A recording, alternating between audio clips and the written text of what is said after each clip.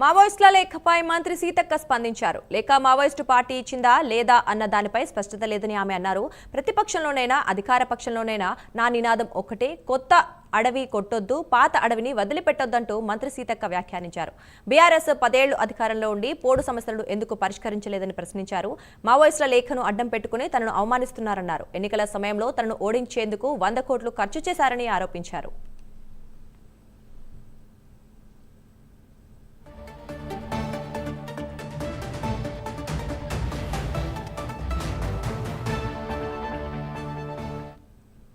మీద all MLAs, tribal MLAs ముఖ్యంగా గిరిజన సంక్షేమ భవనంలోనే కూర్చొని తీర్మానం చేసి ఇది మా జీవితాలను గొడ్డలు పెట్టి లాంటిది తీసేయాలని కూడా చెప్పడం జరిగింది. దాని ప్రమాదం పెరిగితే ఖచ్చితంగా మేము ఎవరం కూడా ఊరుకునేది లేదు. సేమ్ టైంలో నేను ప్రతిపక్షంలో ఉన్నప్పుడు కానీ ఇప్పుడు కానీ కొత్త అడవి కొట్టద్దు, పాతది వదిలిపెట్టదు. ఇదేనా అప్పుడైనా ఇప్పుడైనా అదే నినాదం, అదే పోరాటం. ఇక్కడ మొన్న మన దగ్గర తెలియకుండా అధికారులు శంకరాజపల్లిలో పోయి ఆ గుడిసెల మీద 1 2 చేశారు. నాకు తెలియంగానే వెంటనే ఫోన్ చేసి ఆపించడం జరిగింది. దయచేసి అడవులు కొత్తది కొట్టడం మూలంగా అక్కడ ఇప్పుడు మేము వస్తుంటే దారి మీద ఎన్నో రకాల పండ్లు, ఫలాలు, కాయలు, ఇవాళ అలాంటి సహజ సంపదను కూడా మనం కాపాడుకుందాం, ఉన్న భూములను దున్నుకుందాం, ఉన్న భూములకు 2 పంటలకు నీళ్లు కావాలని కూడా మేము ఆ దిశగా అడుగులేస్తున్నాం. కాబట్టి ఈ లేఖను అడ్డం పెట్టుకుని ఇష్టానుసారంగా మాలాంటి వాళ్ళను కించపరచాలని, అవమానించాలని, నాకు ఆ పదవచ్చిన కానించి పాపం కొన్ని పార్టీల వాళ్ళు అయితే ఎప్పుడు దించాలా అని కుతూహలంతో ఉన్నారు. 100 కోట్ల దాకా పెట్టిరు అప్పుడు ఓడించాలని. 30 నేను 2 సార్లు గెలిచిన దానికంటే ఎక్కువ మెజార్టీ ఇచ్చారు. అయినా కూడా మంత్రి ఎక్కడో కూర్చోలే, ఇదే అడవిలో ఇదే ఊర్లలో ఆదిలాబాద్ పోయినా అదే ప్రేమతోటి పోయినా, వరంగల్ ఉన్న అదే ప్రేమతోటి పోయినా, భద్రాచలం పోయినా, ఎటు పోయినా అదే ప్రేమతోటి పోతాం, పని చేస్తాం, ప్రజల పక్షాన్నే ఉంటాం తప్ప ఇంకోటి కాదు. 48 జీవో మీద ఆల్ ఎమ్మెల్యేస్, ట్రైబల్ ఎమ్మెల్యేస్ ముఖ్యంగా గిరిజన సంక్షేమ భవనంలోనే కూర్చొని తీర్మానం చేసి ఇది మా జీవితాలను గొడ్డలు పెట్టి లాంటిది తీసేయాలని కూడా. ఇక ఇదే అంశానికి సంబంధించి మరింత సమాచారం మా కరెస్పాండెంట్ తిరుపతి అందిస్తారు. తిరుపతి, చెప్పండి. మావోయిస్టు లేఖపై మంత్రి సీతక్క స్పందించారు. అలాగే ఎవరో కావాలనే మా మీద ఇలాంటి నిందలు మోపుతున్నారంటూ కూడా ఆవేదన కూడా వ్యక్తం చేశారు. మరి ఏంటి? దుర్గా, ప్రస్తుతం ఇప్పుడు తెలంగాణ రాష్ట్ర రాజకీయాల్లో మావోయిస్టు పార్టీ లేఖ చర్చాంశంగా మారింది. నిన్న మావోయిస్టు సంబంధించినటువంటి అధికార ప్రతినిధి జగన్ పేరుతో లేఖ విడుదల చేశారు. అయితే ఆ ములుగు జిల్లా ఆదివాసీ బిడ్డ, మాజీ నక్సలైట్ గా ప్రాచుర్యం సీతక్క సొంత నియోజకవర్గంలో ఇలాంటి ఈ రేవంత్ రెడ్డి ప్రభుత్వంలో కీలక మంత్రిగా ఉన్నటువంటి సీతక్క ఎందుకు ఆదివాసుల గురించి మాట్లాడలేదు అన్నటువంటి చర్చ జరుగుతుంది. భారత రాజ్యాంగం షెడ్యూల్ ప్రకారం కావచ్చు, కాంగ్రెస్ పార్టీ తెచ్చినటువంటి పెసా చట్టం గురించి 2006లో కాంగ్రెస్ పార్టీ తెచ్చిన గురించి సీతక్క మరిచిపోయిందా?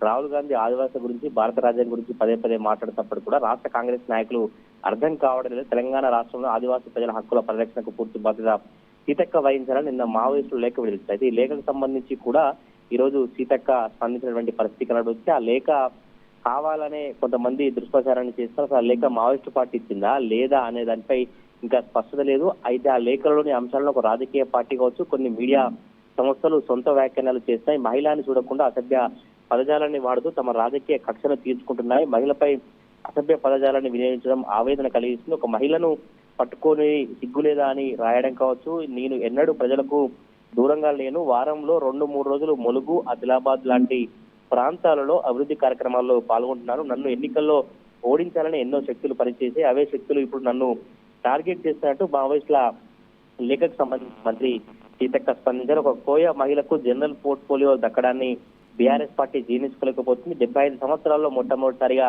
ఒక కోయ మహిళకు జనరల్ పదవి ఇస్తే సహించలేకపోతున్నారు. నా వ్యక్తిగత ప్రతిష్టకు సంబంధించి దెబ్బతీసిన తప్పుడు ప్రచారాలు, వీడియోలు సృష్టిస్తున్నట్టు మంత్రి సీతక్క ఆగ్రహం వ్యక్తం చేసిన పరిస్థితి. జీవో 49తో అడవి బిడ్డలు నష్టపోతున్నారని ఆ జీవోను వ్యతిరేకించాను. మా జీవితాలను గొడ్డలు పెట్టు లాంటి జీవోను రద్దు చేయాలని కోరాను.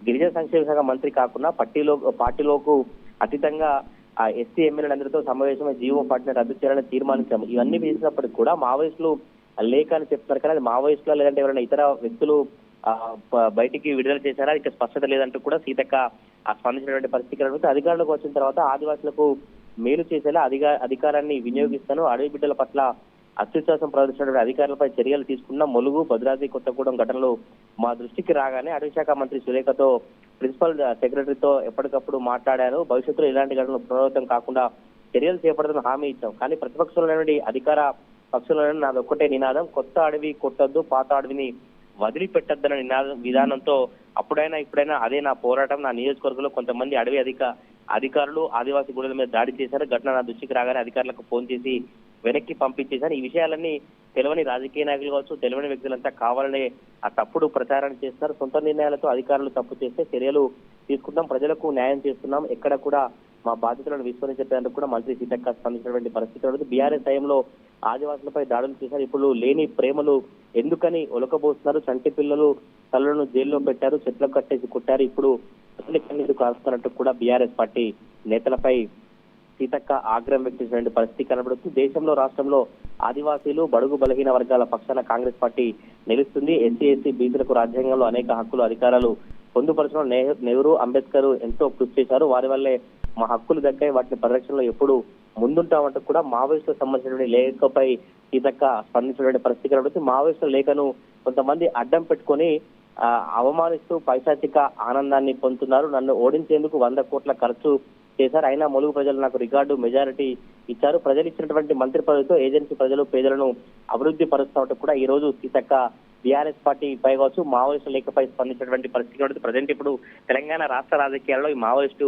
పార్టీ లేఖ చర్చ మారింది. అసలు ఈ లేఖను ఎవరు రిలీజ్ చేశారు, ఎవరు ప్రచారం చేస్తున్నారు, సీతక్క ఎవరిని టార్గెట్ చేసి ఈ వ్యాఖ్యలు చేసింది, సీతక్క సంబంధించినటువంటి ఇంకా మావోయిస్టులైన లేఖ విడుదల చేస్తారా, లేదంటే సీతక్క సంబంధించినటువంటి వివరణను మావోయిస్టులు సానుభూతిగా లేదంటే పాజిటివ్ గా తీసుకొని ఇప్పటికైనా సీతక్కకు సంబంధించినటువంటి ఆ వ్యవహారాన్ని టాపిక్ ను వదిలేస్తారని చర్చ అయితే కొనసాగుతున్న పరిస్థితి కనబడుతుంది. ఈ రోజు మాత్రం సీతక్క మావోయిస్టుల లేఖపై స్పందించడంతో తెలంగాణ రాష్ట్ర రాజకీయాల్లో మావోయిస్టుల లేఖ కావచ్చు, సీతక్క కామెంట్స్ అయితే హాట్ టాపిక్ గా మారాయి. దుర్గా.